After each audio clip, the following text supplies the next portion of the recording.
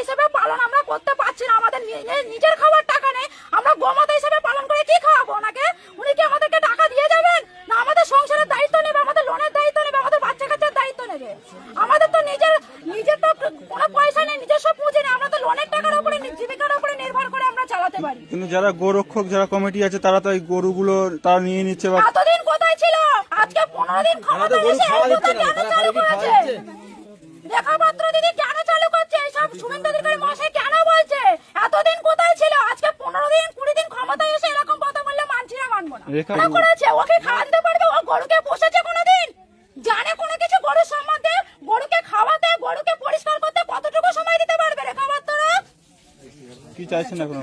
এখন পারবো না, এখন এই নিয়ম যে বন্ধ করেছে এই নিয়ম চালু করে দেওয়া হোক, নাহলে তো আমাদের স্বামীরা সন্তানরা সব অনাথ হয়ে যাবে, সব সুইসাইড করবে বলছে। আমরা মানছি না, মানবো না এই প্রথার নিয়ম। যতক্ষণ না শুভেন্দুদের মহাশয় আমাদের কুরবানির নিয়ম চালু করছে আমরা এই আন্দোলন চালিয়ে যাবো। আপনার নাম আর কোন এলাকাতে? আমার নাম মৌসুমী ঘোষ, আমি বামুনিয়া গ্রাম থেকে বলছি।